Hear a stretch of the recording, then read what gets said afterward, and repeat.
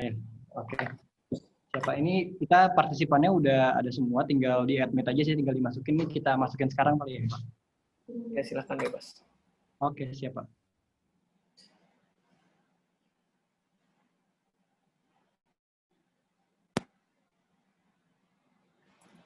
Wow, banyak.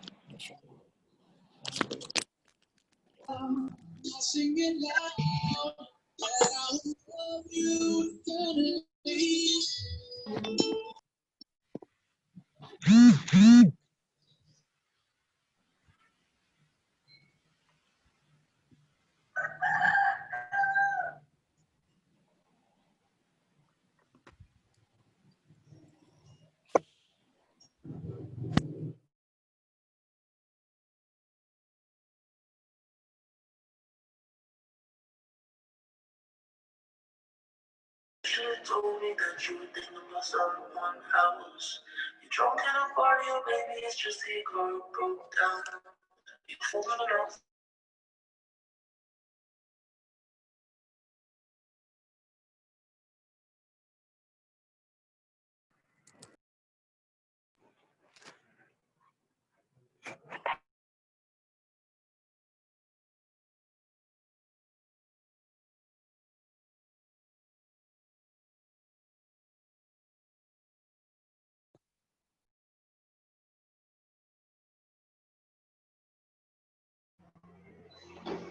Oke, halo teman-teman, selamat datang bagi yang udah join Zoom. Sambil kita nunggu nih dari panitianya.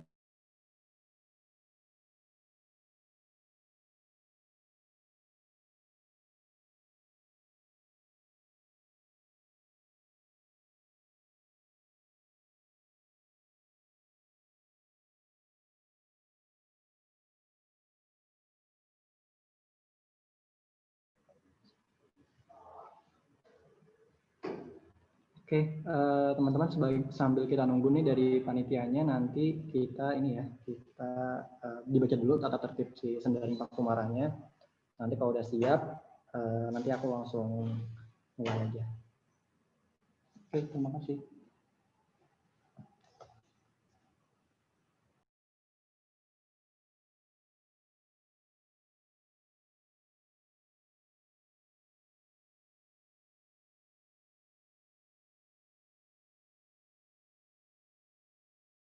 Untuk inti rangka.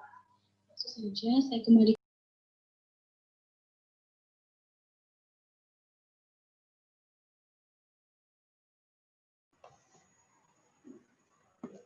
Oke, udah siap ya teman-teman? Kita langsung mulai aja. Bismillahirrahmanirrahim. Assalamualaikum warahmatullahi wabarakatuh. Salam sejahtera bagi kita semua. Nah, saya ucapkan selamat pagi dan selamat bergabung ya semuanya. Semoga kabar kalian sehat semua.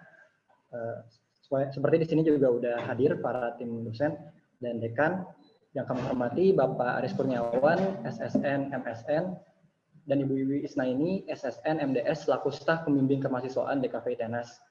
Yang kami hormati, Bapak Aldrian Agusta, SSN, MDS, selaku Kaprodi DKV Tenas. Dan yang kami hormati, Pak Andri, MSN, selaku Dekan Fakultas Arsitektur dan Desain Tenas. Yang kami hormati juga seluruh pengisi acara dan seluruh peserta sendaring yang hadir pada hari ini. Nah, sebelumnya izinkan saya memperkenalkan diri. Nama saya Danu, selaku MC yang akan memandu acara ini dari awal sampai selesai. Nah, pertama-tama mari kita panjatkan puji syukur kehadirat Tuhan Yang Maha Esa, sehingga pada kesempatan di pagi yang cerah ini, kita dapat melaksanakan kegiatan seminar daring yang berjudul Human Figure Drawing, dengan tema teknis dalam menggambar human figure. Wah, menarik sekali ya. Nah, sebelum dimulainya acara nih, tentu saya juga akan memperkenalkan narasumber kita pada kesempatan kali ini, yaitu Bapak Raditya Eka Rizkyantono, SSN MDS. Nah, beliau merupakan salah satu dosen di ITS Surabaya. Selamat pagi, Pak. Nah, baik, tanpa menunggu lebih lama lagi, mari kita sambut Bapak Raditya Eka. Pada waktu dan tempat, Pak, silakan.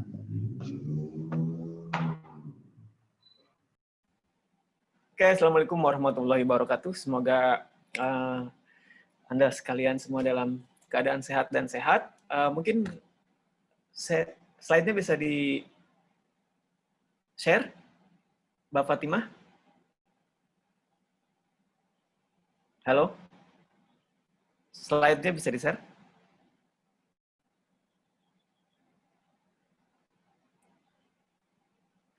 Oke, kenalan dulu ya. Saya tuh dulu pernah ngajar juga di ITENAS gitu ya. Nama saya Raditya Eka. Panjangnya tadi udah disebutin. Panggil saja saya Eka. Saya tersesat jadi dosen gitu di ITS karena banyak dosa. Saya dulu temennya Bu Wiwi, kuliah bareng dengan Bu Wiwi gitu. Dan beberapa teman dari ITENAS seperti Bu Ganis kalau tidak salah ya.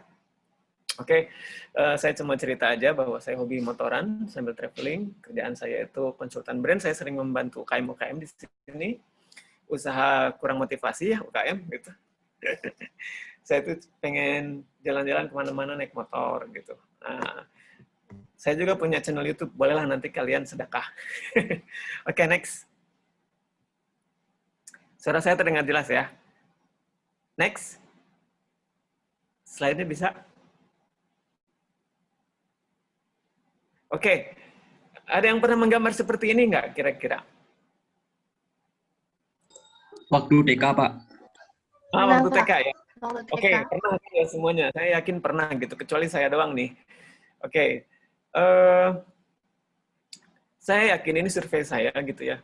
Bahkan bayangin mungkin di antara kalian semua itu berbeda ruang dan waktu, berbeda gurunya gitu ya, tapi pernah menggambar hal yang sama. Yaitu umumnya seperti ini. Gunung 2, matahari, di tengah ada angka 3 terbalik seperti burung ya, digambarkan seperti burung, ada awan, lalu ada V, dan juga ada rumah, segala tampak, lalu mobil tidur, gitu kan? Nah, ini adalah kita semua. Pertanyaan saya sebelum saya lanjut ke yang lain, menggambar itu bakat atau kecerdasan? Bakat. Bakat, siapa yang bilang bakat itu? Soalnya nggak kelihatan di video saya ini. Nanda Pratama, Pak. Oh, Mas Nanda. Kenapa dibilang bakat Mas Nanda? Saya mau tahu alasannya. Mungkin kalau bakat itu kan sudah ada sejak keturunan atau sudah ada di diri kita sendiri. Oke. Kalau prestasi itu kan bisa dipelajari atau Gitu. Dia. Oke.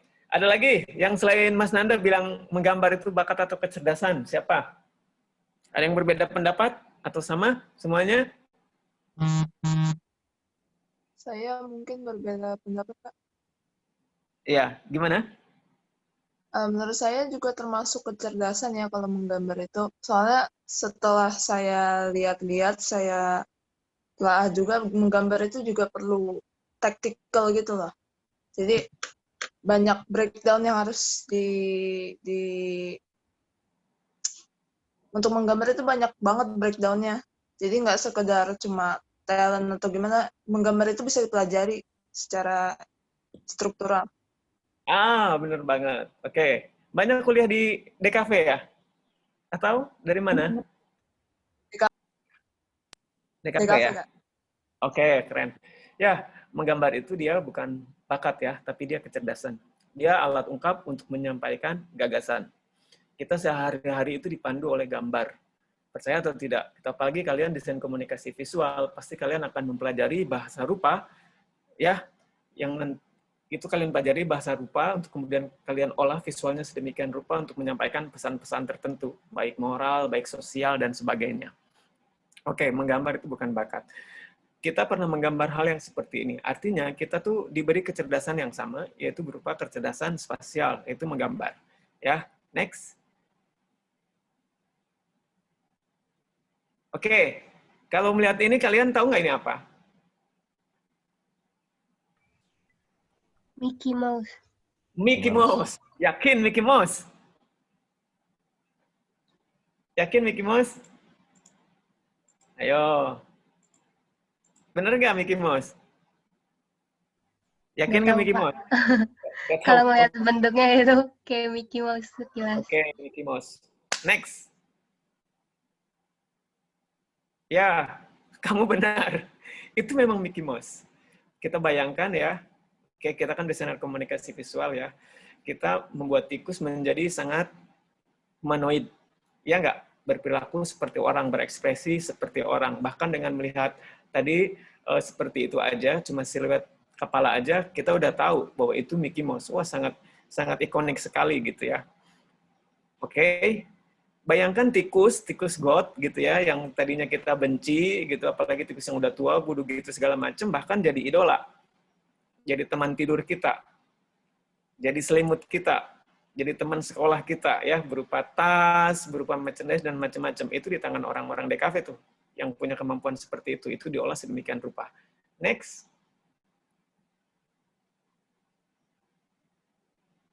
Pasti kalian tahu ini ya? Tahu ini nggak? Tahu. Siapa? Alex Lion. Ah iya, Alex King of New York ya. Alex the Lion ya, dari Madagaskar. Bayangkan itu singa yang di habitatnya itu kejam gitu kan ya. Hewan liar gitu di tangan orang-orang yang memiliki kecerdasan spasial, dia itu jadi sangat genit, sangat centil, sangat kocak dan seterusnya. Bahkan hewan yang berkaki 4 ini jadi sangat humanoid, gitu kan, humanoid gitu. Artinya apa? Yang menggambar ini tuh pasti dia mengerti banget struktur anatomi manusia. Dia memahami banget gitu gestur dan gerak manusia sehingga bisa diterapkan ke binatang yang berkaki 4 yang ya harfiahnya mereka cuma jalan dengan kaki 4, berlari-lari, melompat, mencakar dan seterusnya, tapi bisa menjadi sangat humanoid gitu ya. Oke, next.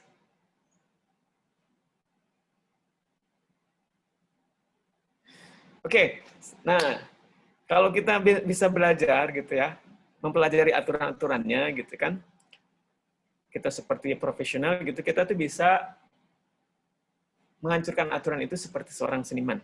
Nah, kira-kira begitu kata Pablo Picasso. Jadi sebelum kita katakanlah mau bikin SpongeBob, manusia itu bentuknya kotak, atau seperti Miss Fab, ikan buntal, atau katakanlah seperti siapa itu Mr. Crab punya anak yang ikan paus martil ya, atau ikan paus ya anaknya ya, seperti itu siapa itu saya lupa. Nah bayangkan mereka itu sudah belajar dulu tuh anatomi dengan baik dan benar gitu sebelum mereka menghancurkannya dengan ide-ide mereka sendiri gitu. Mereka memodifikasinya dan seterusnya karena mereka sudah memahami struktur anatomi itu dengan baik dan benar. Next.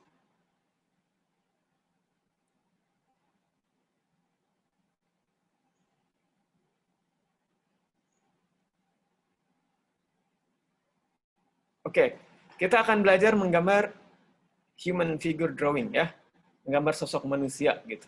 Ini menggambar sosok manusia ini memang gampang-gampang susah gitu.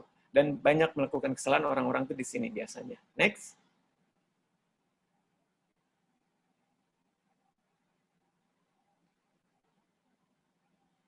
Nah, kita akan belajar teknik dasar menggambar dulu ya. Sebelum kita belajar ke menggambar manusia, kita harus kenali teknik dasar menggambar dulu. Next.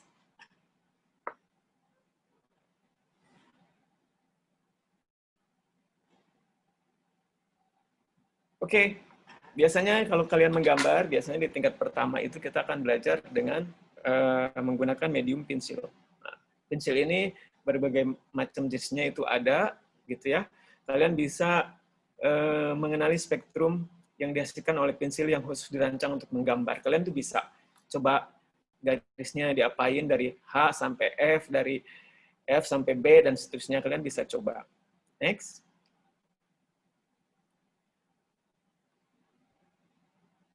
Oke, biasanya ini pengalaman saya mengajar dulu di Villa Merah kurang lebih dari tahun 97 sampai tahun 2005, lalu kemudian 2007 sampai 2011.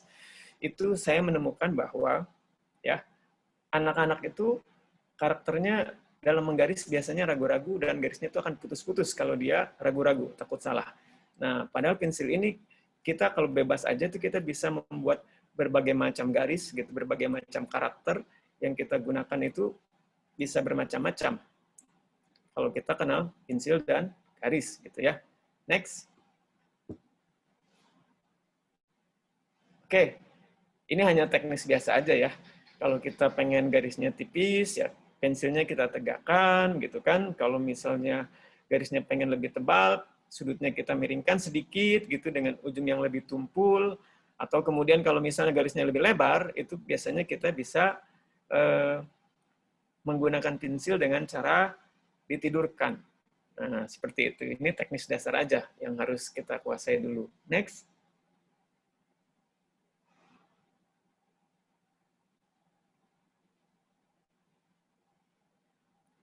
Oke. Garis itu bermacam-macam ya. Ada yang tipis, ada yang tebal, ada yang lebar, ada tebal tipis, kita gabungkan, dan seterusnya. Masing-masing itu punya karakter, dan dia itu akan membuat gambar kita lebih hidup. Misalnya, kapan kita harus menggunakan garis yang tegas ketika kita misalnya menggambarkan sesuatu yang keras, entah itu tumbuhan, batang tumbuhan, atau kemudian kita membuat garis yang lembut sekali untuk menggambarkan kelopak bunga atau bunga, bahkan juga mungkin kain, dan seterusnya.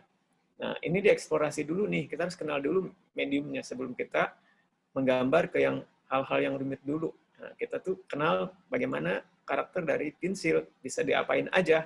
Gitu. Garisnya bisa dihasilkannya apa aja, dan seterusnya. Next.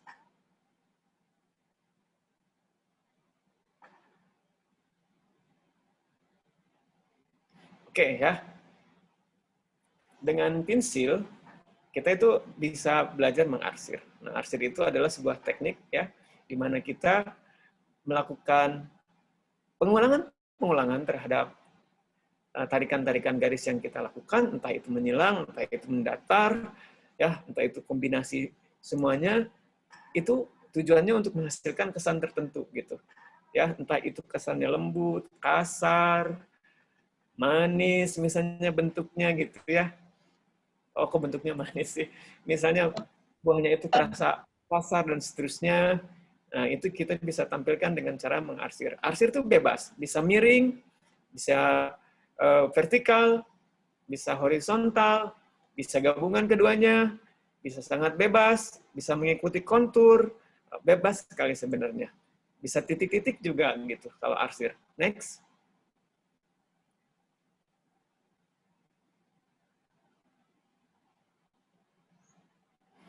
Nah, seperti ini.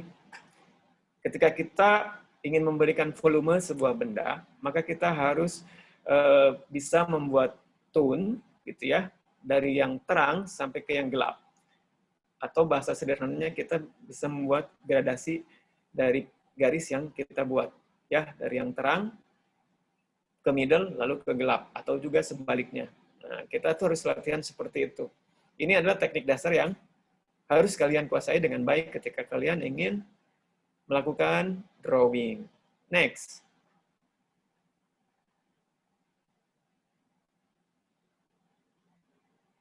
Oke. Nah, kenapa kita harus mengarsir? Ya, ini kan basic banget ya. Arsir itu tujuannya untuk membentuk volume maupun membuat karakter objek tertentu. Itu tergantung kita ingin menyampaikan seperti apa. Logamkah, seperti spaunkah, seperti kayukah, materialnya seperti kainkah, kain yang halus, yang kasar, dan seterusnya, itu bisa kita capai dengan arsir. Bahkan bidang flat pun ketika kita arsir bisa memiliki volume dan seterusnya. Next.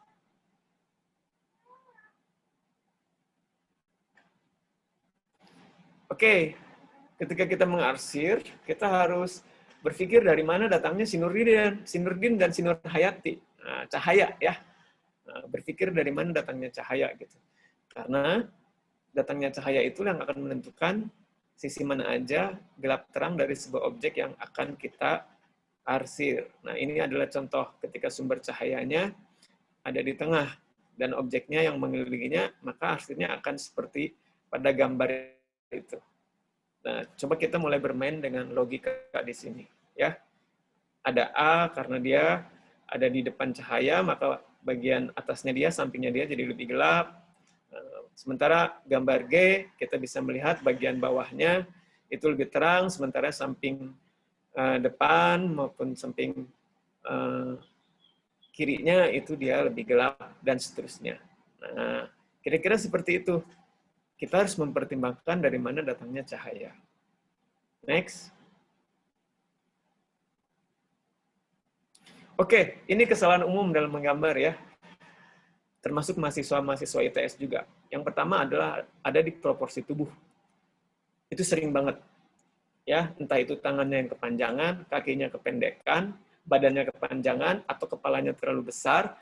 Biasanya kepalanya tuh terlalu besar tuh. Ada 3 nih. Ada 3 kemungkinan kalau menggambar kepala terlalu besar. Yang pertama, objek yang digambarnya itu mengidap penyakit hidrosepalus. Yang kedua, ya, mungkin objek yang digambarnya itu mereka sering dipuji jadi besar kepala gitu kan. Jadi besar kepala ya. Atau yang ketiga, emang nggak bisa gambar gitu sebenarnya. Jadi tidak bisa mengatur proporsi dan seterusnya. Kesalahan yang utamanya itu ada di situ, di bagian itu. Terus kemudian kalau menggambar kepala, biasanya tuh ada yang salahnya lagi ada di bagian mata. Misalnya matanya terlalu besar, matanya lebih besar daripada bibir, hidungnya kepanjangan, dan seterusnya. Nah, ada di sekitar itu kesalahan di dalam menggambar figur manusia. Nah, di proporsi tubuh, nah, itu kesalahan yang paling umum yang saya selalu temui. Gitu. Next.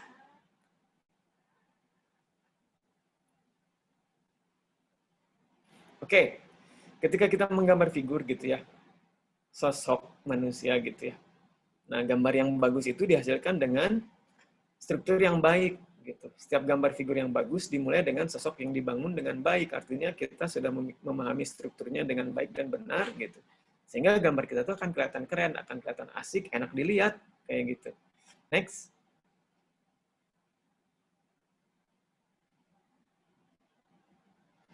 Oke. Kalau kita menggambar pemandangan atau landscape gitu ya, itu sebenarnya nggak beda jauh gitu dengan kita menggambar figur manusia gitu. Kenapa? Karena keduanya mengandung desain organik, bentuk-bentuk organik yang sangat indah gitu. Manusia itu lihat lengkungnya tangan kita betapa lihat garis ini tuh set gitu bisa organik sekali gitu ya. Nah, bebas sama seperti kita menggambar pemandangan sebenarnya kalau kalian memahami karakter kita tuh dengan baik gitu karakter manusia. Lihat aja ini tidak kaku ini. Set lembut begini ya. Ini mungkin bisa keras, ke sini bisa lembut gitu untuk menggambarkan di sini betapa rapuhnya di sini gitu dan seterusnya. Next.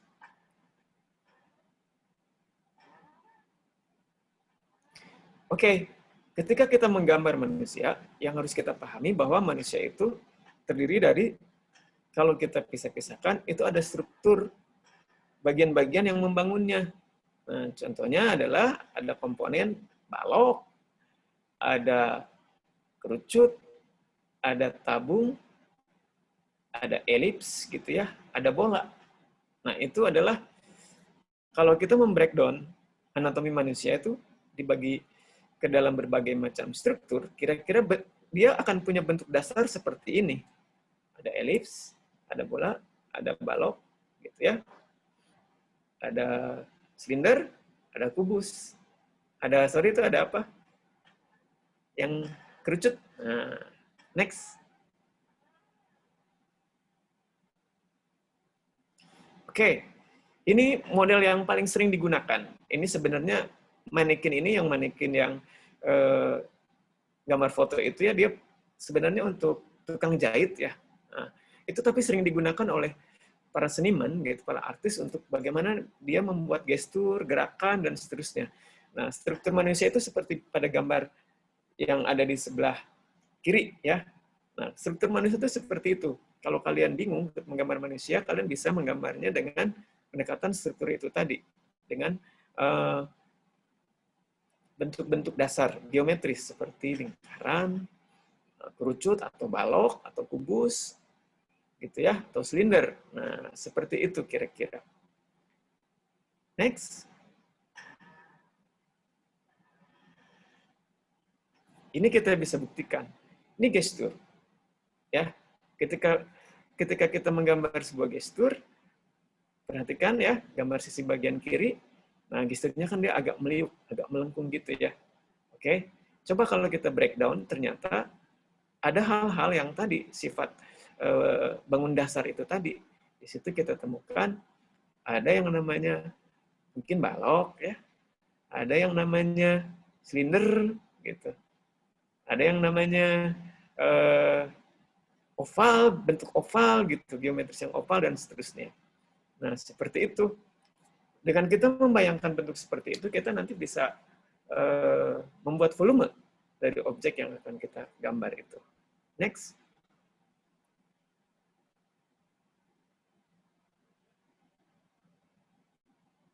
Oke, ketika kita menggambar figur manusia, ada teknik basic ya. Ini basic sekali tekniknya, yaitu next. Ini proses sebenarnya. Oke, Yang pertama tuh kita membuat sketsa. Membuat garis sederhana yang tipis aja deh. Kita tuh mau bikin dia berlari, duduk, atau apapun sebelumnya sudah ada di imajinasi kita, gitu ya. Dengan tidak lupa kita memperhatikan proporsi, ya, entah itu panjang tangan, kaki, ukuran, dan kepala. Nah, biasanya sih di matematika kan itu ada dengan modul 7 elemen ya. Ada 7 modul biasanya seperti itu. Itu mah terserah kalian suka seperti apapun, bahkan tanpa modul pun kalian bisa dengan membuat proporsi versi kalian sendiri masing-masing. Yang 7 modul itu untuk lebih memudahkan aja memahami gambar. Memang kita ini bentuknya sangat sempurna. Jarak, kalian tahu nggak bahwa jarak ini apa namanya, lengan itu sama dengan telapak kaki kita. Gitu. Bahkan kuping di sini tuh sama sejajar dengan mata kita, yang bagian bawahnya daun telinga itu sejajar dengan hidung kita. Itu memang sangat presisi gitu ya. Nah, kalian di sini bisa dulu bikin sketsa-sketsa kasar dulu, pengen ngapain dulu nih. Dan jangan lupa proporsi tubuhnya harus seimbang. Gampang aja, kalau kalian ingin bikin orang gendut nanti ya tinggal dilebarin aja tuh, diisi bentuknya nanti. Next.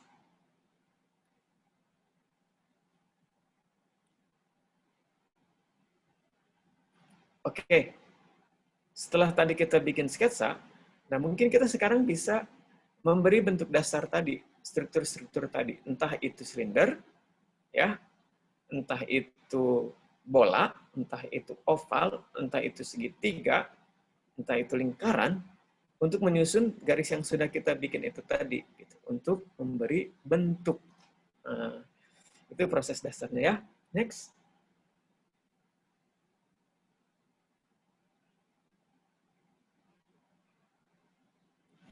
Oke, kalau kalian sudah menambahkan bentuk-bentuk dasar struktur tadi, gitu, kalian bisa membuat outline atau garis tepi untuk memperjelas bentuk aja gitu. Nah di sini kalian bisa memainkan tebal tipisnya garis gitu untuk membuat figur itu terlihat bisa lebih lentur, bisa lebih keras bagian tubuhnya, bagian mana yang bagian sangat kuat, bagian mana yang sangat lembut, bagian mana yang sangat kokoh, dan seterusnya. Itu bisa kita olah dengan menarik tebal tipisnya garis gitu. Oke. Next. Next. Oke. Nah, yang keempat gitu. Baru kita membuat detail dan arsir gitu. Belum? Oke.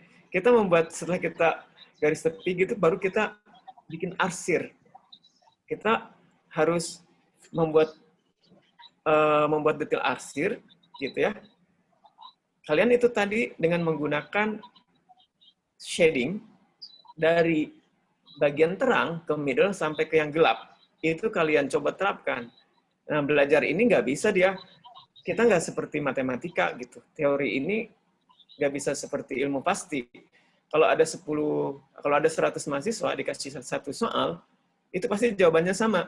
Sementara kalian ini unik, karena setiap tarikan garis kalian itu adalah ciri khas kalian gitu. Dan ini nggak bisa diajarin oleh para dosen manapun gitu, nggak bisa. Ini saya sendiri sudah berapa puluh tahun mengajar gambar bentuk itu, formula ini ya tergantung latihan nanti kalian gitu, kematangannya gitu. Jam terbang. Nah, itu yang akan menentukan kalian itu nanti. Bagus apa enggaknya, pasti karena latihan. Bisa karena biasa. Oke, next.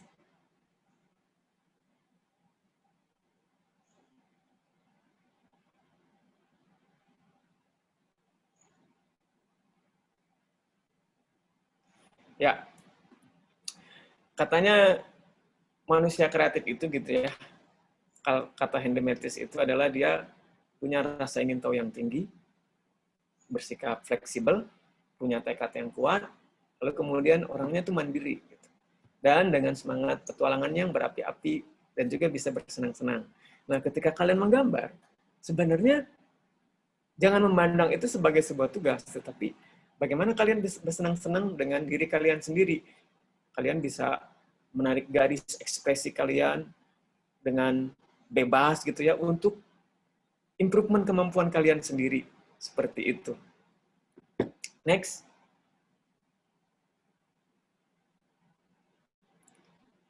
Oke, ini adalah penutup aja. Nah, sekian dulu materinya, mungkin singkat aja karena saya tidak bisa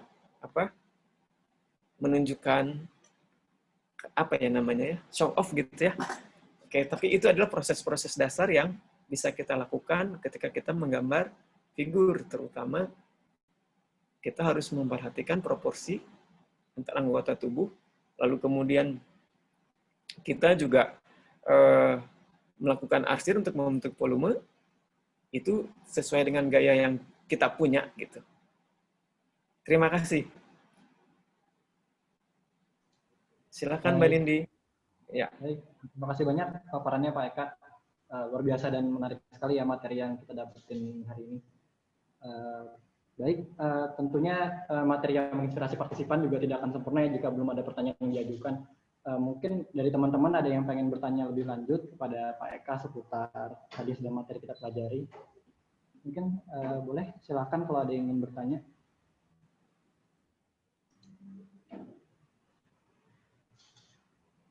Ada yang mau tanyakan nggak? Gambar mah bisa dilatih sebenarnya ya. Gambar tuh bisa kalian latih gitu. Dan itu harus setiap hari. Saya dulu belajar gambar itu dari mulai TK. Saya ini bisa dibilang menggambar dari mulai TK sampai kemudian saya sekolah cuma 1 bulan di TK, lalu saya berhenti karena merasa langsung bisa. Sekolah saya tuh nggak cocok di TK. Kenapa kamu nggak sekolah? Karena saya udah bisa, Mi. Kamu diajarin apa di sekolah? Masa datang, nyanyi, tepuk tangan, lalu pulang. Kalau gitu, udah bisa. Gitu kan ya. Nanti saya menggambar lagi.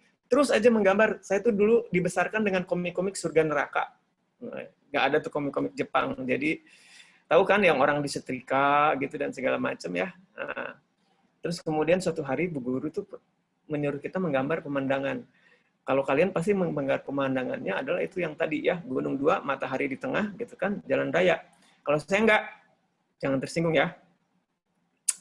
Kalau saya menggambarnya, menggambarkan apa coba kira-kira? Gambar saya itu sampai dibilang jijik sama ibu guru saya. Kenapa? Karena tahun 80-an ya. Di kampung itu orang-orang itu melakukan ritual pagi, melahirkan dalam tanda kutip. Zaman saya itu belum ada WC di dalam rumah, masih di luar tuh bertebaran. Di sepanjang sungai banyak yang jongkok, di sawah juga banyak yang jongkok. Akhirnya ketika saya gambar pemandangan, saya gambar orang-orang jongkok. Lalu apa yang terjadi? Ibu guru langsung bilang, kamu gambar apa Eka? Gambar pemandangan, Bu.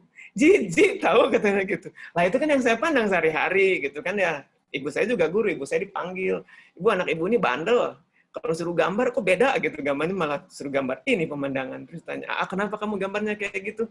Ya itu kan yang pandang nih setiap lewat gitu. Lalu kemudian yang menarik lagi, suruh gambar lagi nih yang menarik. Gambar botol. Kalian tahu botol kecap? Kecap Bangla tahu? Tahu Pak. Tahu ya? Tahu. Ibu guru ngambil gambar botol kecap seperti itu. Ayah saya guru fisika, di rumah tuh ada tabung reaksi. Saya gambarnya tabung reaksi yang bentuk tipis kayak gitu, lebar di bawahnya kayak gitu kan. Saya tanya, ayah itu apa? Botol. Mungkin kalau dijelasin tabung reaksi nggak nyampe ya anak SD. Oh botol kayak gitu, saya gambar botol. Yang lain meniru ibu guru ke depan. Semua bagus-bagus. Giliran saya maju. Kenapa kamu gambar ini apa? Botol, Bu. Itu bukan botol. Botol itu seperti ini, kata ibu guru ya. Enggak, Bu, botol di rumah saya nggak begitu. Saya gitu. Coba kebayang nggak?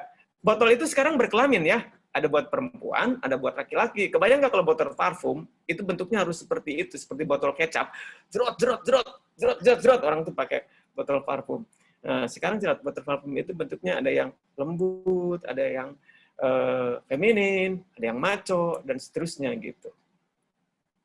Ya, terus menggambar dan seterusnya akhirnya berkembang dan keterima di Institut Tambal Ban. Belajar gambar, terus ngajarin gambar juga.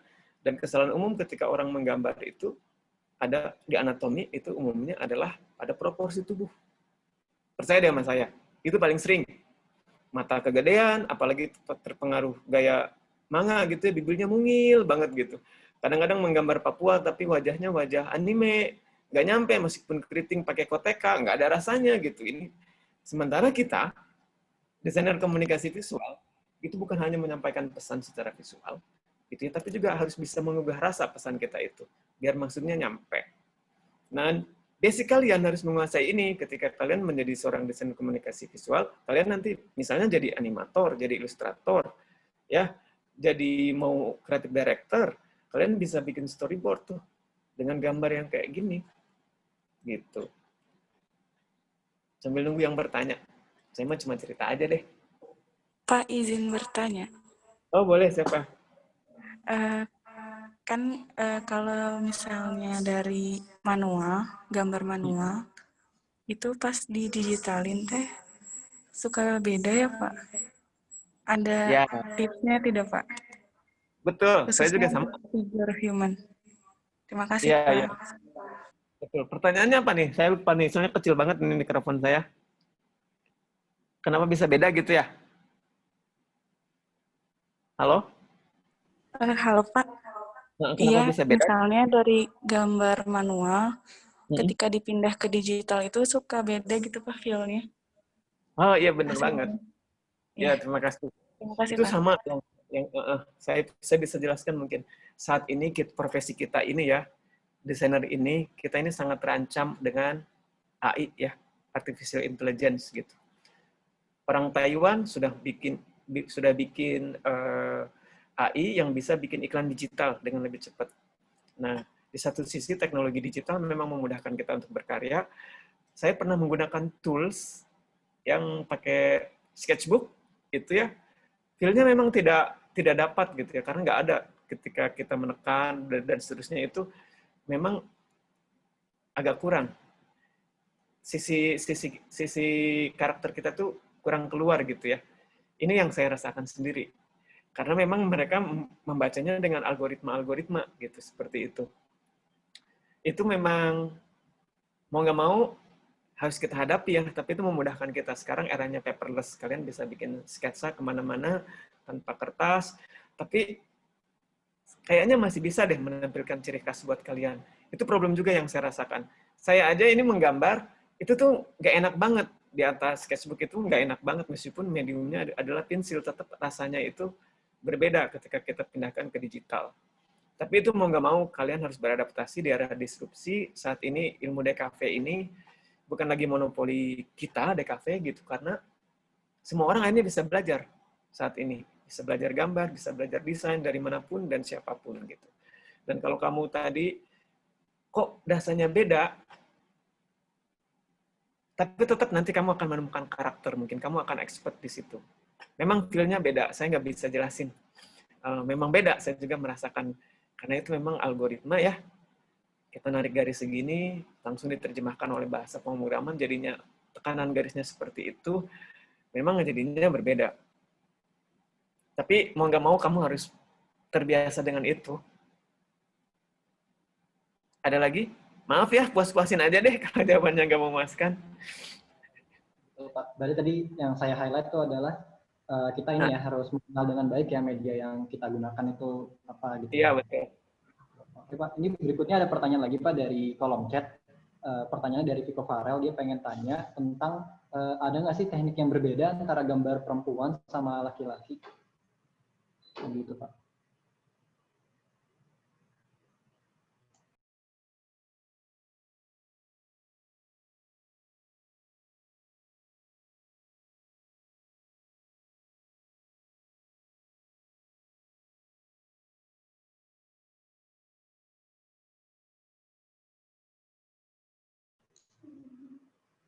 Halo Pak Eka, sepertinya kayaknya ada gangguan dari Pak Eka, gangguan sinyal. Kita tunggu dulu ya.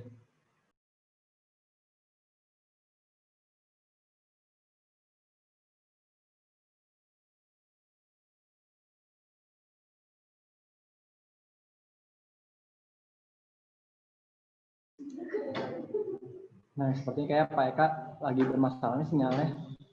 Mungkin sambil kita menunggu, saya recap dikit ya tadi materi yang disampaikan Pak Eka. tadi Pak Eka bilang kalau salah satunya yang dibilang adalah keterampilan dalam menggambar itu bukanlah sekedar bakat gitu, karena bakat hanya dijadikan sebagai modal dalam menggambar. Namun modal itu bukan satu-satunya menjadi penentu keberhasilan kita dalam mengasah keterampilan menggambar. Gitu. Jadi yang dari sekarang mungkin kalian yang ngerasa masih ragu dalam mengasah keterampilan gambar yang ngerasa nggak berbakat. Oh, ini Pak Eka udah hadir lagi. Baik Pak Eka, silakan Pak dilanjutkan, tadi sepertinya sinyalnya bermasalah.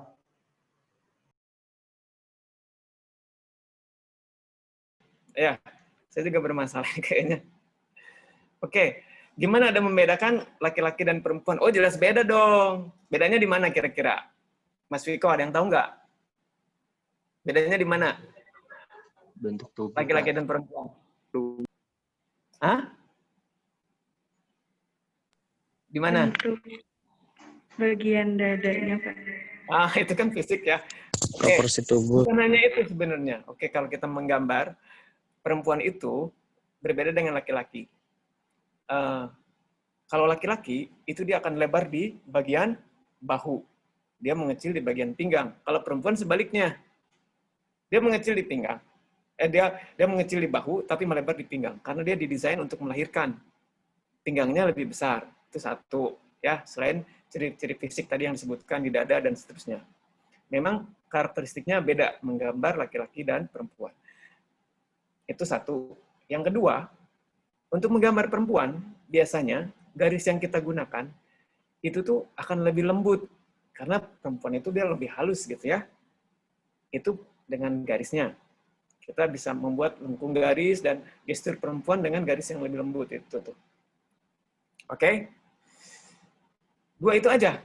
Untuk menggambar perempuan itu, sisanya tinggal ciri-ciri fisik kayak alis, mata gitu ya, bulu mata, bibir, setiap terus rahang perempuan itu biasanya itu dia lebih lembut, tidak laki-laki, tidak seperti laki-laki yang keras, dia agak mengotak kayak gini terus kita bisa tarik garis keras seperti itu. Dan mau nggak mau memang kita harus berlatih karena ini nggak bisa diajarin oleh siapapun. Saya itu sangat menghormati dosen-dosen desain karena para dosen itu berinteraksi dengan kalian itu one by one, sangat personal, bener nggak? Ya nggak? Betul, Pak. Ya. Kalau guru matematika, saya jadi guru matematika dikasih mahasiswa 1 juta pun saya akan bahagia. Kecil. Kenapa? Karena kalau saya kasih 1 soal, itu mereka akan memberikan 1 jawaban dan semuanya harus benar. Nggak seperti itu, salah. Tapi bayangkan ada 5 anak desain, gitu ya. Ini dalam gambar bentuk aja. Itu tuh karakternya berbeda meskipun sama-sama menggambar sebuah model. Makanya kita pendekatannya satu-satu. Oh, si ini belum berani garis nih. Harus diajarin dulu garisnya supaya berani. Nggak kenal karakter garis, kenalin dulu nih karakter garisnya seperti apa, dan seterusnya. Nah, kira-kira seperti itu. Ya. Ini hanya materi permukaan yang saya ajarkan. Karena kita sendiri kalau mau expert banget di situ, kalian harus tahu struktur otot manusia, gitu kan, gerakannya seperti apa, dan seterusnya. Itu bisa dipelajari. Yang saya ajarkan di sini cuma teknik dasar aja, bagaimana untuk bikin shading, untuk efek 3 dimensi, dengan memperhatikan arah cahaya dan proporsi. Hanya umum. Kalian harus berlatih sendiri supaya jago, gitu. Sama seperti ini, seperti gambar itu seperti kita belajar bicara. Ya nggak? Kalau kita sering ngomong, belajar ngomong seperti ini, kita jadi pinter ngomong tuh. Sama gambar juga kalau kita belajar menggambar, berlatih, itu juga kita akan lebih baik pasti. Contohnya gini, kamu diminta menggambar harimau. Nah, karena kamu tidak terbiasa menggambar harimau, atau tidak terbiasa menggambar hewan berkaki 4, lalu jadinya kucing. Nah, kira-kira pesan kamu nyampe nggak tuh? Nggak akan nyampe kan? Benar nggak? Sama lah. Saya juga berbicara linguistik kayak gini nih. Kalau saya nggak pinter ngomong, saya juga nggak akan nyampe. Saya cuma ngomong, nggak ini anak-anak, apa sih nggak akan nyampe juga pesan saya, dan seterusnya. Ini yang improve itu adalah kalian sendiri. Makanya di sini dosen-dosen, itu kami adalah fasilitator, mendampingi kalian, mitra kalian, untuk menemukan potensi kalian gitu. Saya belajar menggambar itu dari kelas 3, tadi yang dari TK, sampai sekarang tuh nggak pernah berhenti menggambar, sampai ibu saya tuh dulu marah-marah karena setiap dikasih buku, menggambar, secara otodidak memang. Dulu merasa jago banget, di SD itu kerjaan saya, maaf ya, jangan tersinggung. Di SD itu kerjaan saya kalau misalnya dengar ada yang jago gambar, wah di mana dia? Ayo kita datangin, adu gambar, suruh gambar Batman, Flash Gordon, siapa yang lebih lucu, yang lebih bagus, itu yang menang. Dapat duit saya 25 perak, beli es bonbon gitu ya sama teman-teman. Dulu kerjaannya gitu tuh. Begitu masuk ITB, anjir ternyata gua sampah gitu. Ternyata ada banyak yang di atas langit masih ada langit. Langsung musnah kebanggaan saya, kesombongan saya musnah, yang tersisa hanya kegondrongan saya aja. Gitu. Harus berlatih ya. Oke, ada lagi tadi pertanyaan bagus nih. Ada nggak ini tadi nih? Tadi ada siapa tuh Bapak Guru tuh? Ada model contohnya nggak yang bisa dengan mudah gitu? Ada bukunya Andre Loomis, ada Henry Sutton lah, mungkin nanti saya bagi deh buku referensinya gitu untuk belajar gitu. Belajar anatomi manusia itu menyenangkan. Kalau saya seperti saya saat ini sekarang udah nggak lagi belajar menggambar manusia bagus-bagusan, udah enggak, udah kayak kita, itu tugasnya kalian yang di TPB ya. Gitu ya, sekarang saya menggambar gajah pengen bentuknya kotak, suka-suka saya. Yang penting itu nyampe pesannya gajah. Gitu. Kita ini komunikasi visual. Kita sehari-hari dipandu oleh bahasa gambar. Percaya nggak? Ya, ini handphone. Kita buka aplikasinya. Itu adalah ada karya kalian. Bagaimana ada ikon Facebook, atau logo Facebook, ada LinkedIn, Twitter, ya, YouTube, dan lain-lain. Hebatnya kita, di situ ada berbanyak macam aplikasi, kita langsung tahu aplikasi yang kita butuhkan. Bener nggak? Gara-gara gambar, kan? Ya. Dan hebatnya, itu handphone buatan Cina, kamu orang Jawa, kamu orang Papua, kamu orang Makassar, kamu bisa pakai. Keren ya? Itu gara-gara kalian itu. Kalian tuh punya kecerdasan visual, orang-orang DKV. Nah, kalau kalian mau, apalagi nih, DKV ini bidangnya sangat luas ya. Saat ini sedang ngetren banget animasi, komik, gitu ya, advertising. Wow, bikin entah itu apa itu motion graphic. Kalian perlu menggambar. Nah, ini ada keterampilan kalian dasar. Ini saya mau cerita sebentar. Saya dulu dites, diajak gabung sama sebuah PH di Surabaya yang bikin iklan sepatu ninja ya, Stako. Jadi ada mobil jeep, tiba-tiba ada ninja lewat, berhenti gitu kan. Terus ninjanya pergi, kasih tagline, bersama ya Stako, gitu kan. Saya langsung bilang, itu iklan paling jelek yang pernah saya lihat. Saya nggak tahu kalau di depan saya itu dia yang buatnya, gitu kan. Bersama ya Stako. Wah, gimana ini? Terus kemudian saya disuruh menggambar. Waktu itu, saya gambar sketsa cepat. Terus kemudian, dia bilang, Mas, itu kami yang bikin. Wah, yang bikin. Di hadapan saya lagi bilang gitu. Terus begitu lihat gambar saya, ya udah, kamu kapan bisa gabung dengan saya? Nah, itu cuma dari gambar doang tuh. Karena udah bisa kelihatan karakter kita seperti apa. Oke, ini sebetulnya ada yang bertanya nih. Pak Jem bertanya dari Betari Padma. Apakah ada tips dalam menggambar wajah? Karena ketika gambar full body, wajah adalah gambar yang terakhir saya buat. Karena takut suka aneh gitu, Pak. Harusnya dimulai. Oke. Ini nih, nggak tahu nih ya.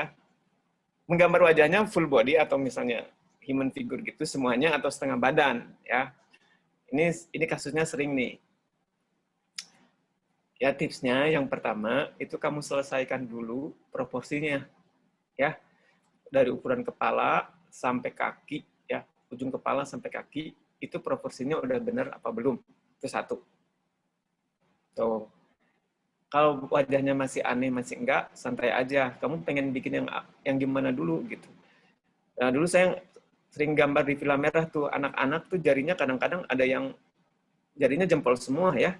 Nah, saya bilang kalau gambar suasana tesnya, gambar suasana di kampung adat, kampung cacat yang terkutuk, mungkin kalian bisa lolos ya.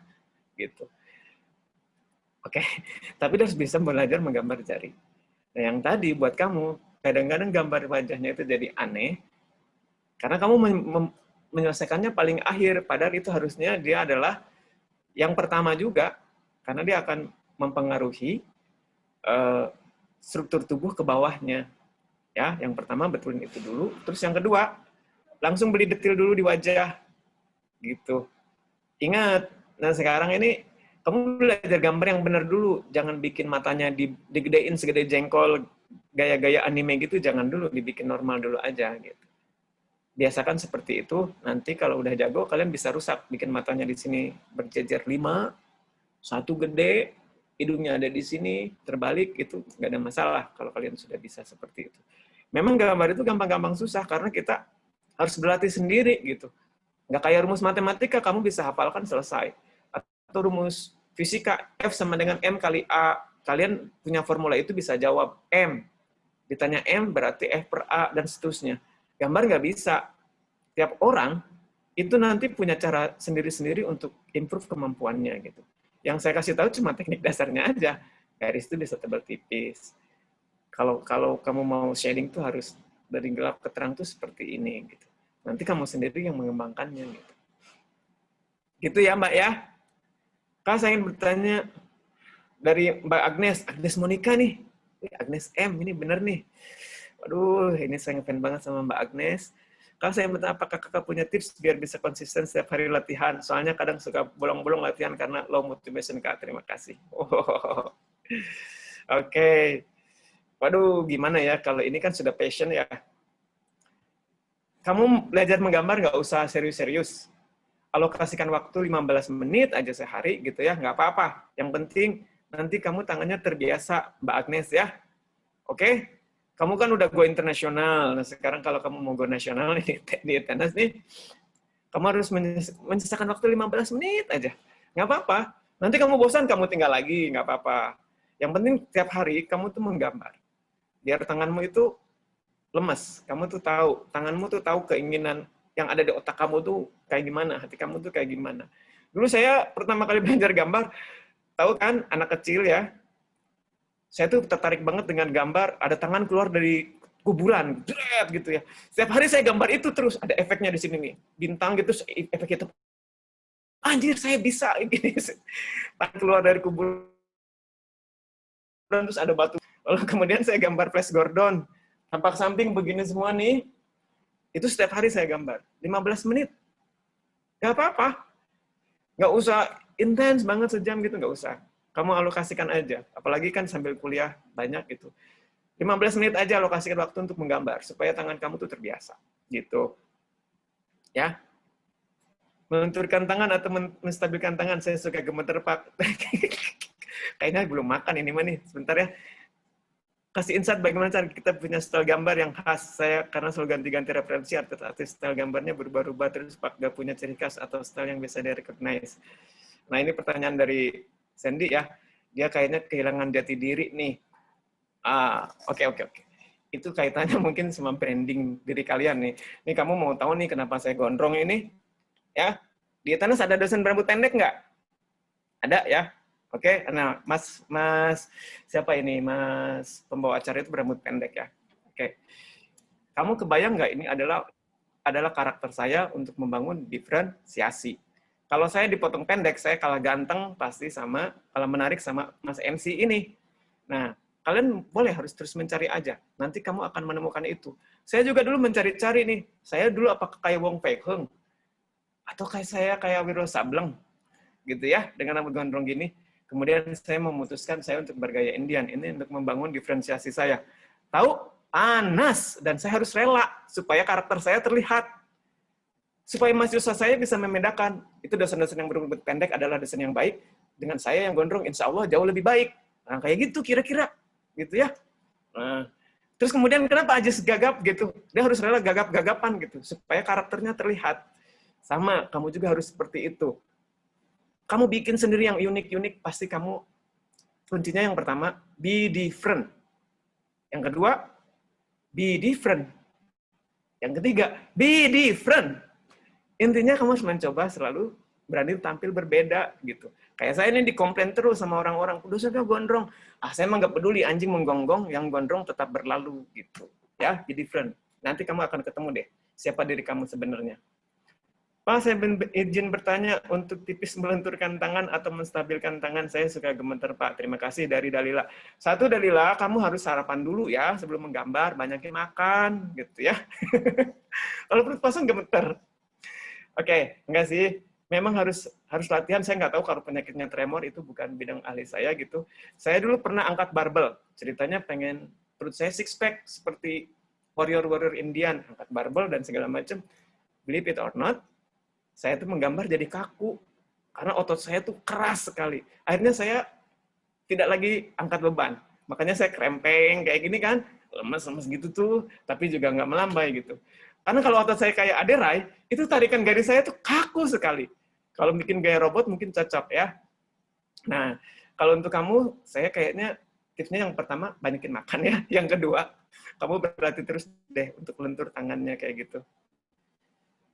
Pak, izin bertanya, kira-kira bagaimana cara menemukan art style sendiri ya Pak? Terima kasih. Oke, ini pertanyaan bagus nih dari Betari juga. Betari, saya ini ngajar sejarah desain. Sebenarnya kata Baudrillard, style itu udah habis. Yang ada itu adalah pengulangan gitu ya. Kamu bisa, sebagai seorang desainer, kamu mencari gaya sendiri, kamu harus mempunyai kamus visual. Ya kan? Kalau kamu seorang penulis, kamu harus memiliki diksi yang banyak gitu. Pilihan kata yang banyak supaya kamu keren. Kalau kamu desainer, kamu harus memiliki referensi visual. Kamu bisa mempelajari berbagai macam gaya visual. Lalu kamu bisa mengkombinasinya secara eklektik, kamu pinjam, atau kamu bisa mengembangkannya sendiri. Yang jelas, tips dari saya buat Betari untuk menemukan gaya sendiri, kamu harus jalan-jalan, memiliki referensi visual yang banyak. Seperti itu. Ya, nanti kamu akhirnya menemukan, pada akhirnya kamu akan menemukan dirimu sendiri. Amitabha, kira-kira kayak gitulah nanti. Ya. Tadi saya bilang kemarin itu harus senang, tapi berapa kali kenyataannya dalam menggambar, dari siapa nih? Dari Efza Dwi Putra. Tapi beberapa kali kenyataannya dalam menggambar, dari awal itu kita ada ide di otak, tetapi setelah digambar jauh dari ekspektasi yang membuat kita jadi kurang semangat. Jadi apa tipsnya supaya menggambar bisa selalu semangat dan menyenangkan, Kak? Supaya hasilnya juga maksimal. Oke, yang pertama ya kamu jangan menyerah. Bersenang-senang terus. Saya ini bersenang-senang nih, meskipun ini tuh gerahnya luar biasa di Surabaya. Kamu tahu kan di Surabaya, panasnya minta ampun ya. Saya juga tahu ekspektasi orang pengennya tuh saya seperti Slash gitu. Ternyata bukan, pengen Indian juga ternyata dikira orang malah orang gila gitu. Kamu cuek aja. Namanya juga proses. Ketika kamu menyadari, oh ternyata kamu kurang bagus, kamu harus bangkit lagi. Ingat, kamu ini sang juara loh. Ya, Efza Dwi Putra, kamu ini sang juara. Kamu ini sudah menyisikan saudara-saudara kalian, sel telur itu ya, sperma itu, kamu yang terpilih jadi orang. Masa kamu cuma gambar jelek nggak sesuai ekspektasi, kamu menyerah? Jangan. Kamu semangat terus aja, pasti akan ada improve sedikit pun. Hari ini misalnya, oh garisnya keren nih. Oh hari ini saya rananya udah bisa lebih bagus nih. Pasti akan ada improve walaupun sedikit. Kamu nggak boleh menyerah. Terus kamu bawa senang aja, bawa happy. Saya menggambar, itu happy banget. Serius, kalau sudah suruh gambar itu, buku-buku semua rusak. Sampai ibu saya itu marah-marah, nggak pernah lagi beliin saya buku, lalu saya akhirnya menjadi anak durhaka. Mencuri duit, dompet ibu buat beli buku gambar. Ya nggak apa-apa lah ibu, ini rahasia. Ya gitu. Karena saya menggambar terus gitu. Bodoh amat dibilang sama ibu, kamu gambar terus, nggak ada kerjaan. Sekarang jadi kebanggaan ibu. Gitu.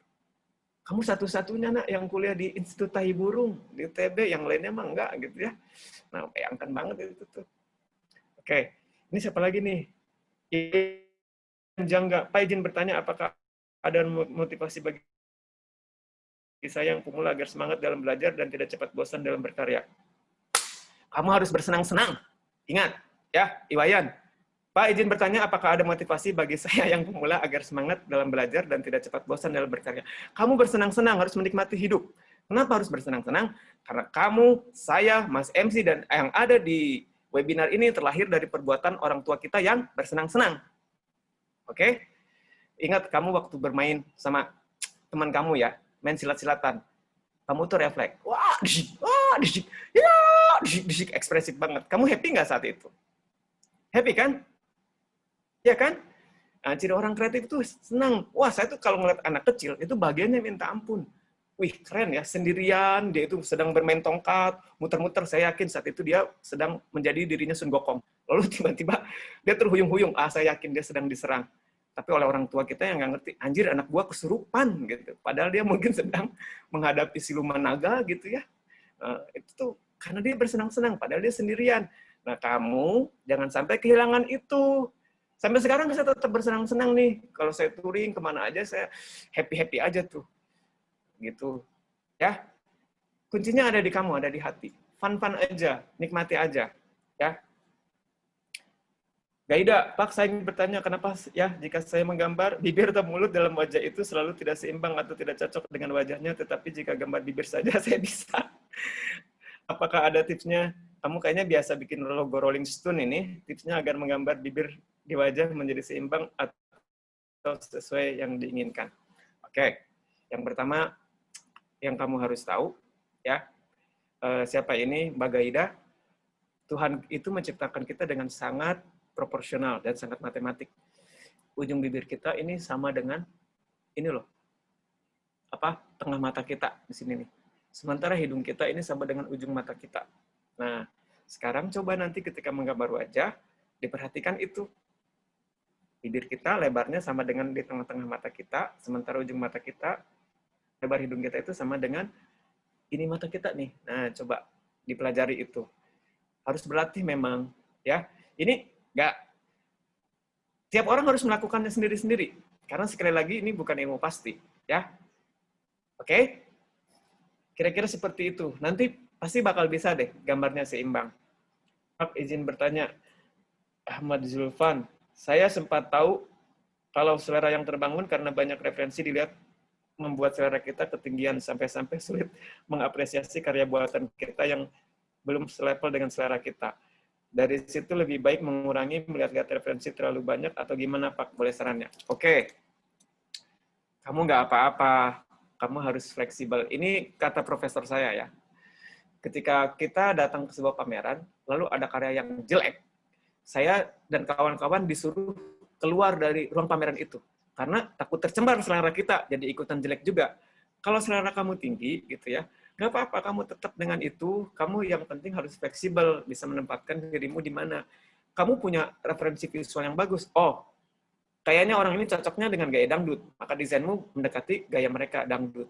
Nggak harus kamu langsung menjauhi mereka juga, enggak gitu. Mengurangi referensi itu juga enggak. Itu perlu karena kita desainer komunikasi visual, kita itu bicara dengan banyak orang. Suatu saat kamu bicara dengan orang Bang, kamu suatu saat bicara dengan orang Madura, dengan orang Sunda, kamu harus pelajari budayanya dan pesan kamu itu harus nyampe ke mereka. Kita ini memang harus serba bisa gitu. Desainer itu kayak gitu, ya, gitu. Nggak apa-apa lihat preferensi, nggak apa-apa, yang bagus-bagus itu malah bagus, keren. Kalau buat saya itu keren.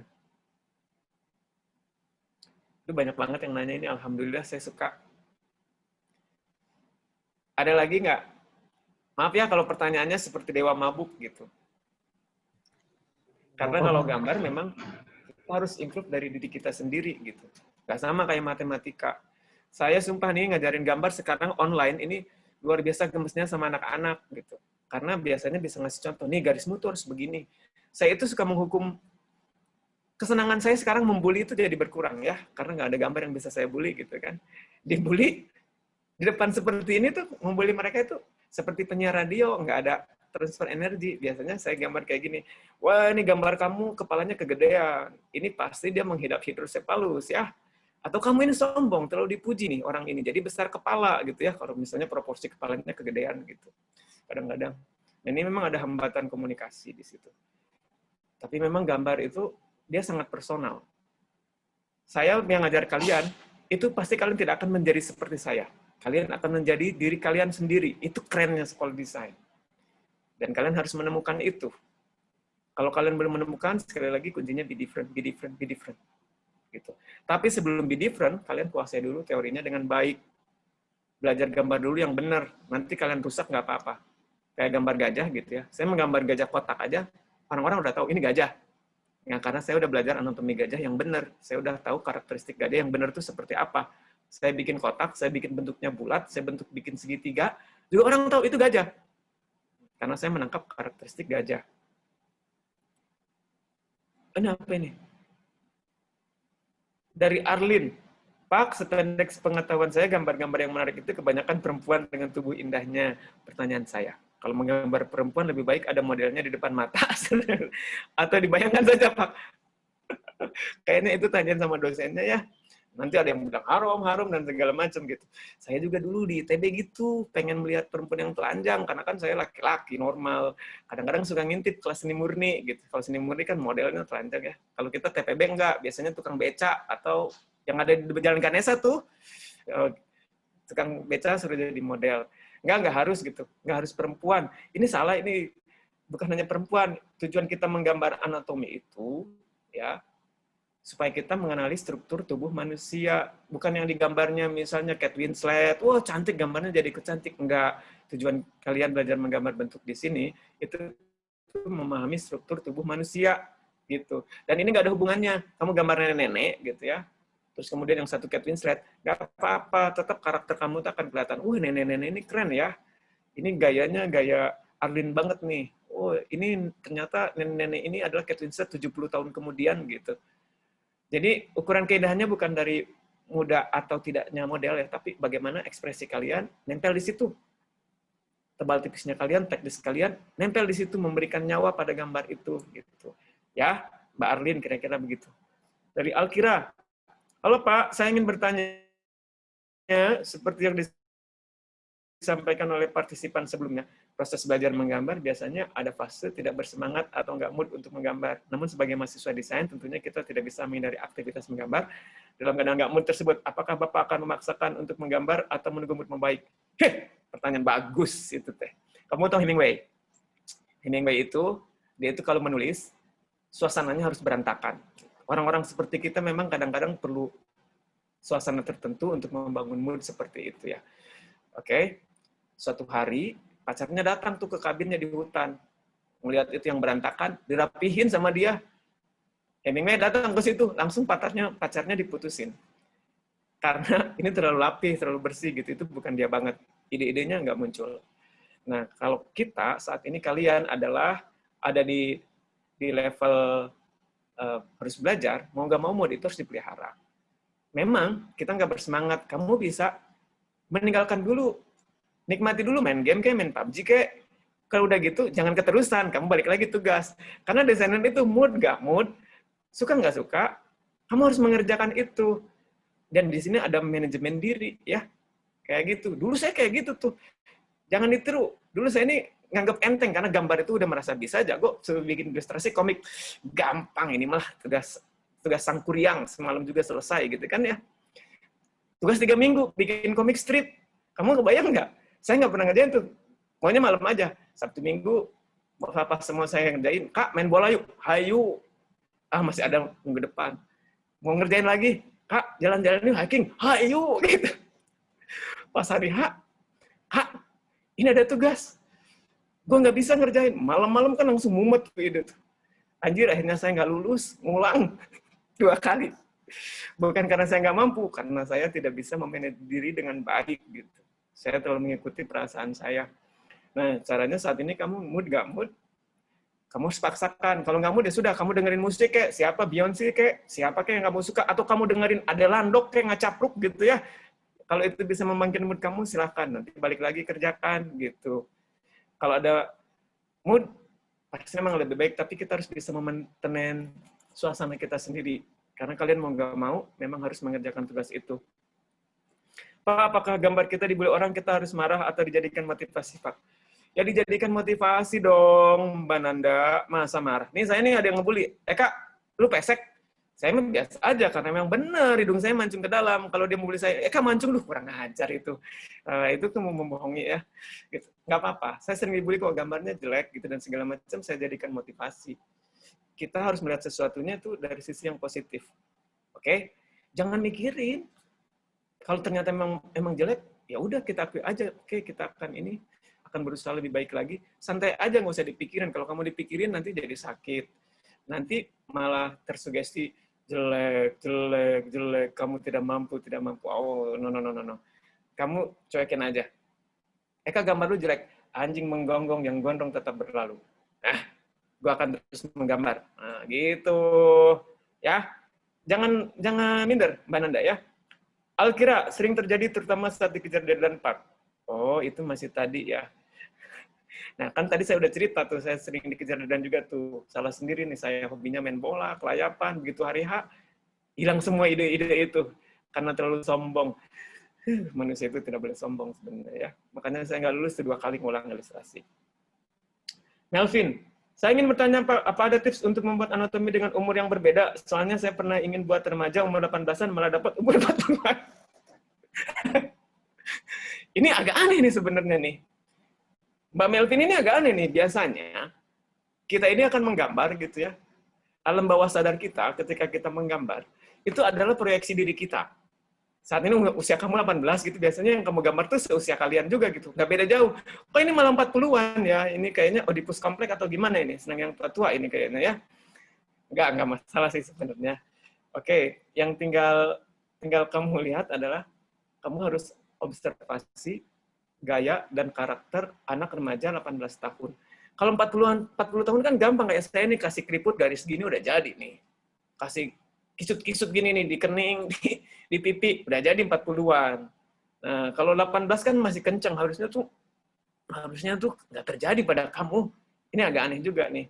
Ya, kamu harus lebih observasi lagi gitu. Pasti berbeda lah, gaya 40-an dengan umur remaja 18-an itu berbeda. Entah itu gaya rambut, entah itu struktur fisiknya pasti jelas berbeda gitu. Oke, gitu aja ya Melvin ya. Mbak Ira, izin bertanya Pak, kenapa saya tidak berani menggambar manusia full body dan selalu close up setengah badan? Jika saya menggambar manusia full body malah jadinya aneh Pak. Apakah ada tips? Tips saya, kamu harus mencoba. Dulu saya menggambar sangat aneh. Saya bisa tunjukin nggak ya di sini ya? Sebentar ya. Aduh, ada nggak ini? Mudah-mudahan bisa nih. Saya dulu gambar saya seperti ini nih. Kamu harus mencobanya. Dulu saya tidak bisa menggambar Superman, saya tidak bisa menggambar apa itu. Sebentar ya, saya kasih contoh ya. Mudah-mudahan bisa dilihat ini nih. Mana ini? Hey, tabletku. Oh ini ada ya. Sebentar ya. Saya mau menggambar sesuatu, akan saya tunjukkan sama kamu.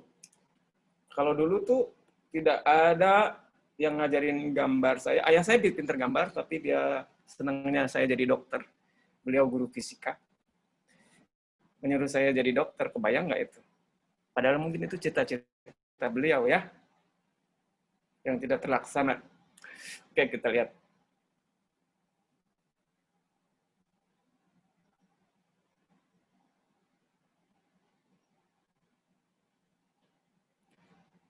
Ini kelihatan nggak ya? Ini gambar saya kelas 1. Ini adalah Flash Gordon. Dan ini dibilang bagus sama anak-anak. Saya dapat uang 25 perak. Eka gambarkan Flash Gordon. Nih ya, gambar full body nih. Ini bukan nakal seperti Shinchan ya. Ini bukan tumor. Oke, ini bukan tumor. Ini bukan tumor yang ada di sini atau seperti Shinchan dipukul jadi jendol gitu kepalanya gitu ya, bukan. Mau tahu nggak? Sosok aslinya yang saya gambar ini seperti apa? Ya, ini saya gambar ya. Aslinya tuh seperti ini nih. Saya gambar cepat aja. Aduh, duduk.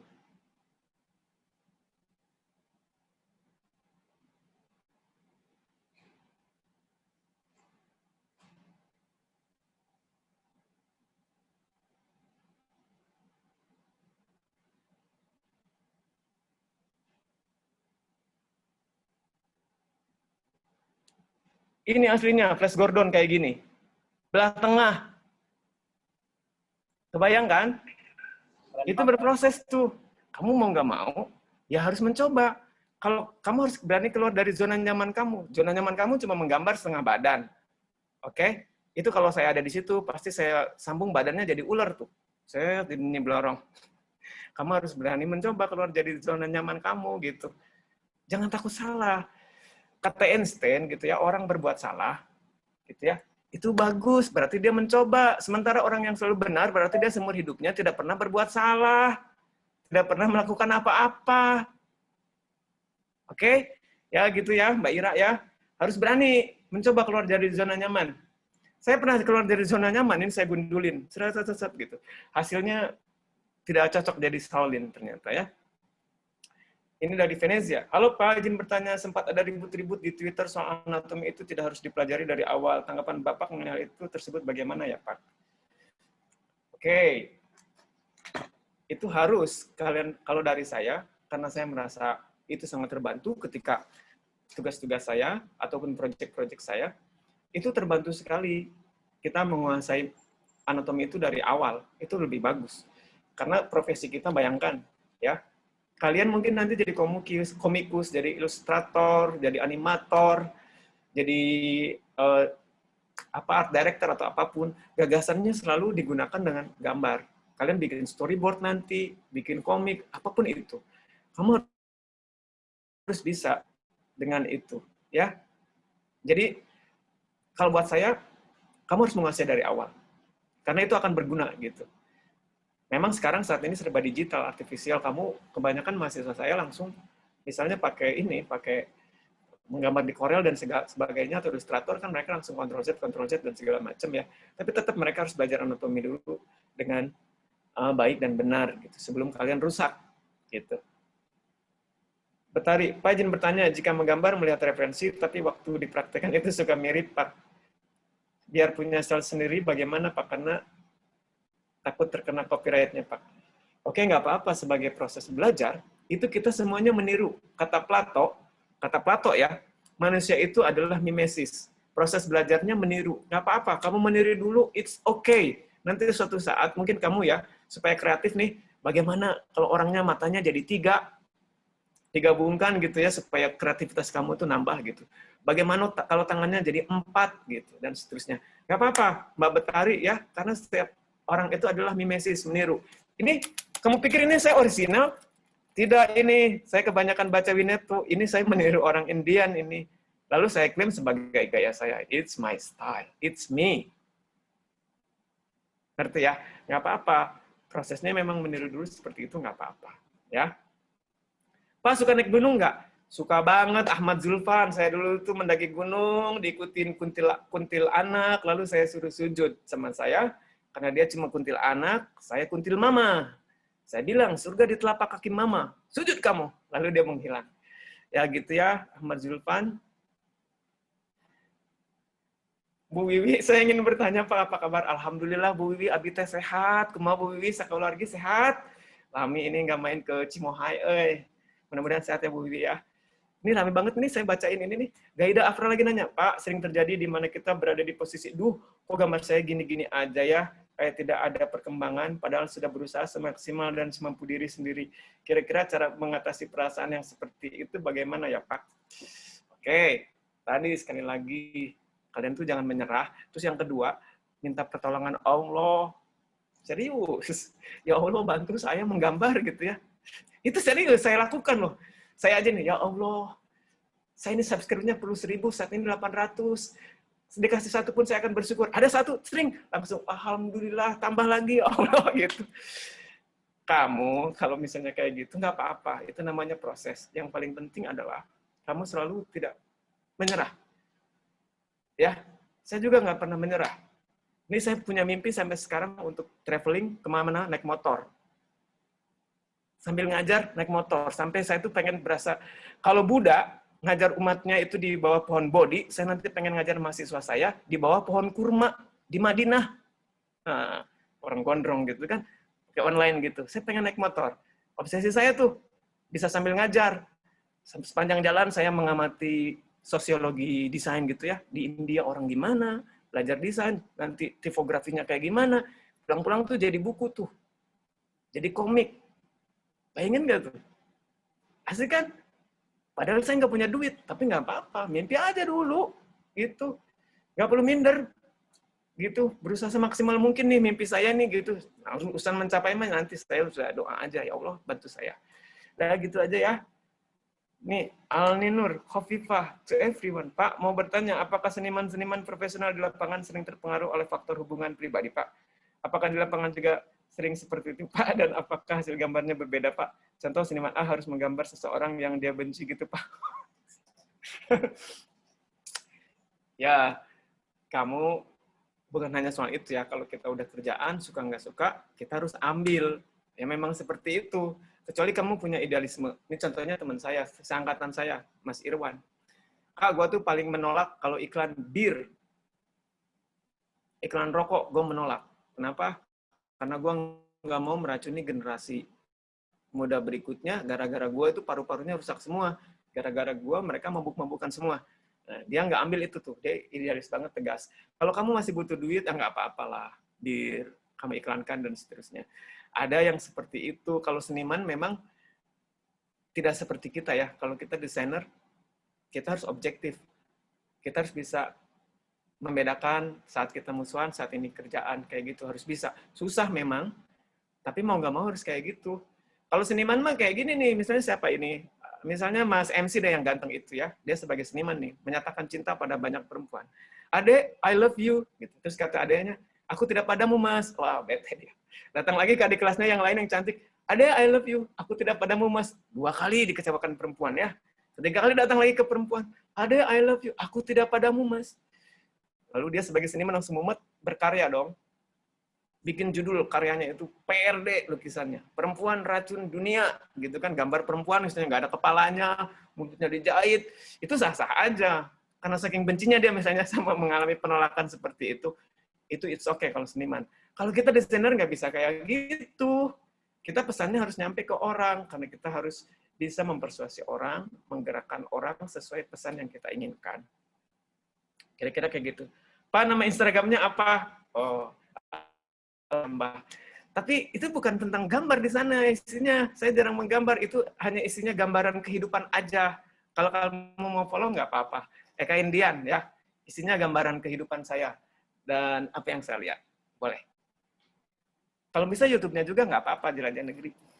Pak ingin bertanya, apakah sesama seniman nggak boleh ngobrol karena takut ideologinya saling bentrong dan malah timbul pertikaian? Aduh, salah itu. Justru kamu itu harus saling ngobrol supaya kamu tuh perspektifnya bisa kaya. Kalau saya ngobrol, kalau saya ketemu orang baru, sini lu, kita ngobrol. Siapa tahu lu bisa meracuni gue, atau gue bisa meracuni lu. Nah, gitu kan? Gak apa, kecuali kamu tuh kikir, kopet ide gitu ya.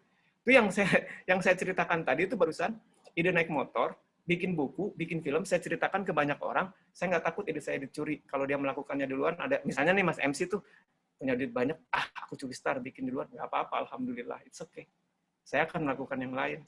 Jangan takutlah ide mah seperti itu ya. Karena kata Nabi gitu ya, kamu berbagi ilmu, ilmumu tuh nggak akan berkurang, malah bertambah. Ini saya rasakan ketika saya ngajar dasar desain.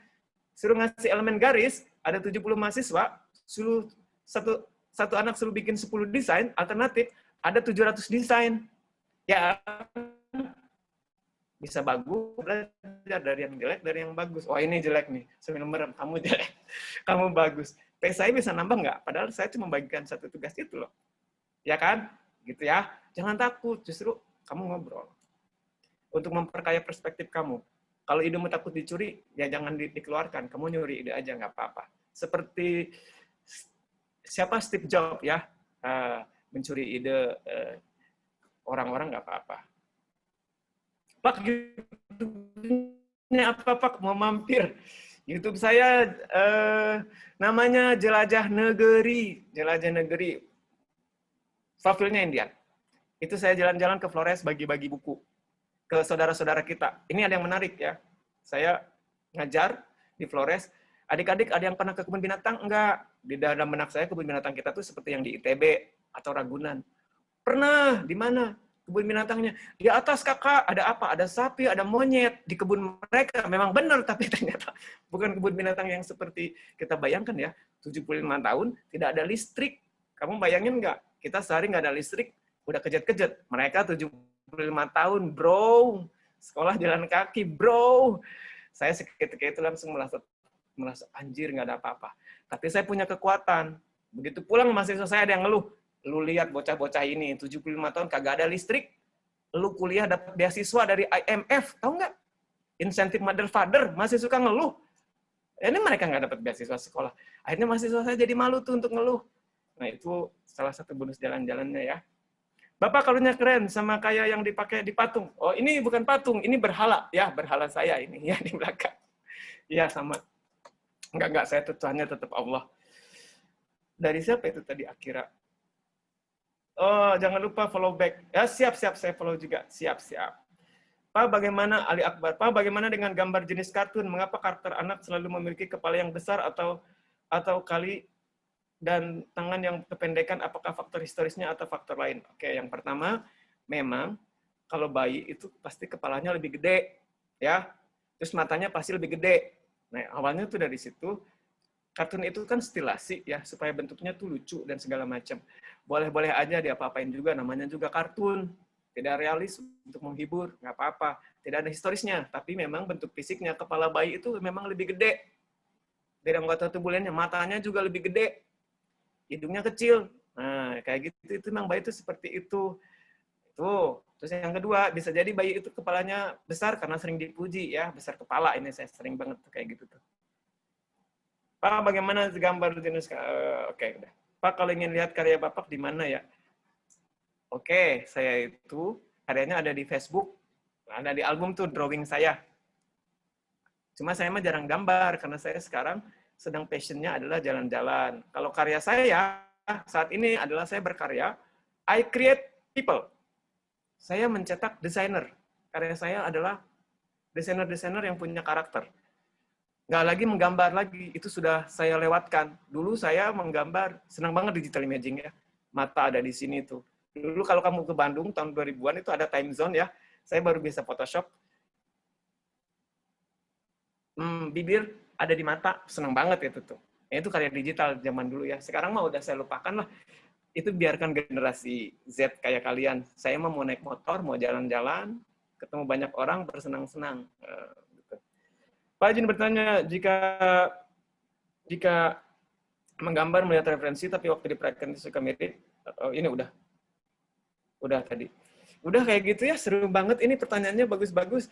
Intinya mah gini anak muda, kalian jangan menyerah. Jalan kalian masih panjang. Dan ingat, kalian itu keren. Ya, kalian itu semua keren. Kalian itu unik. Tidak ada yang tidak keren. Kalian itu unik. Cuma kalian belum menemukan diri kalian sendiri. Kalian harus berani keluar dari zona nyaman kalian. Kalian coba. Wah, gambar kamu jelek. Biarin aja. Kamu mencoba. Saya dulu mencoba gambar keluar tangan dari kuburan. Dia begini, wah senangnya minta ampun. Ayah saya jago gambar. Pak, ini gimana? Goreng pisang, ujang, goreng. Gitu kan. Tapi saya cuek aja. Saya seneng. Lama-lama ya jago juga. Bisa juga gitu. Masuk ITB, langsung lagi ciut lagi. Anjir, Jaragon ini batur-batur orang. Udah biasa aja. Gitu. Akhirnya ngejagonya di anak SLB saya, sekolah langsung bisa gitu. Oke, gitu aja lah kalau saran dari saya sih. Ya, memang kerja keras, gambar itu datangnya dari hati. Dan saya berharap kalian tuh bersenang-senang dengan gambar itu. Karena bisa jadi dari situ kalian akan menemukan karakter kalian. Dan yang paling penting, jangan mudah menyerah. Gitu loh. Ya, berani keluar dari zona nyaman, cobain berbagai macam alternatif. Ingat, kalian itu punya lab. Lab kalian itu adalah ruang kelas kalian. Itu adalah kalian bereksperimen, melakukan hal-hal yang kalian takutkan. Takut salah, takut ini, cobain aja. Itu adalah lab kalian. Biar kalian bisa menemukan sesuatu yang lebih keren dibandingkan kalian saat ini. Gitu. Udah itu aja kalau dari saya mah. Nggak ada yang nanya lagi soalnya. Maaf ya, saya nggak tahu. Ya, nggak apa-apa, Pak. Baik, terima kasih banyak Pak Eka. Luar biasa banget ya, dan sangat menarik sekali juga materi yang kita dapatkan hari ini.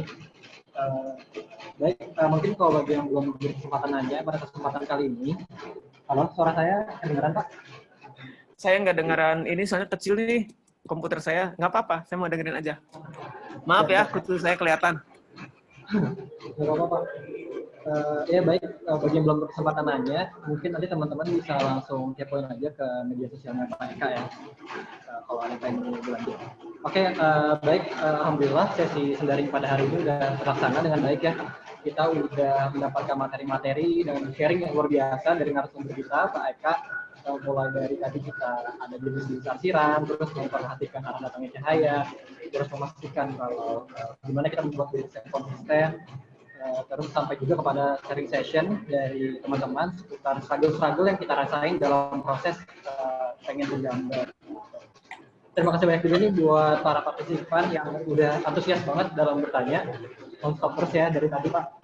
Mudah-mudahan materi yang disampaikan dapat bermanfaat dan diimplementasikan dengan baik. Karena baik-baik ilmu yang didapatkan adalah ilmu yang berhasil diimplementasikan dalam kehidupan, bukan hanya sekedar didengarkan. Baik, itu.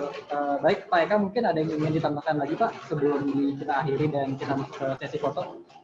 Oh, oke. Mungkin ini aja. Pak, kalau ingin lihat ini ya, kalian bisa pesan saya dari sesi tadi, kalian jangan pernah menyerah, ya. Kalian harus mampu belajar, harus improve diri sendiri, gitu ya. Saya mohon maaf kalau saya tadi ngacapluk kemana-mana. Yang benar datangnya dari Allah, yang salah datangnya dari Mas MC. Ya, itu aja dari penutup dari saya. Terima kasih banyak. Oke, kita foto-foto aja deh.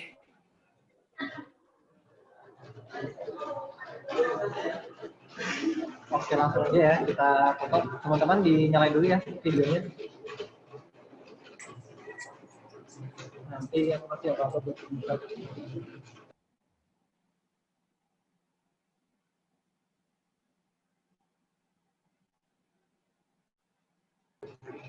Oke, semua kita foto dulu ya. Apa yang salah.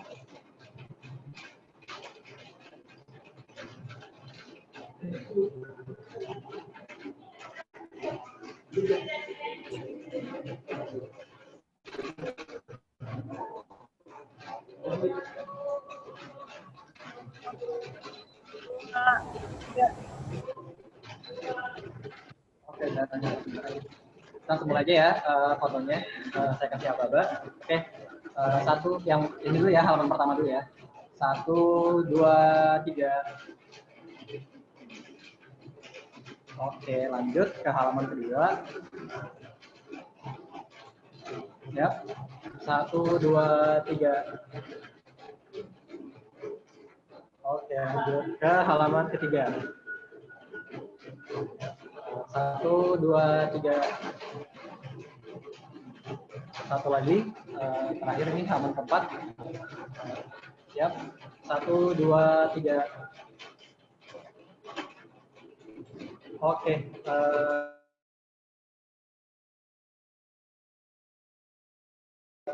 buat teman-teman mahasiswa itu link up.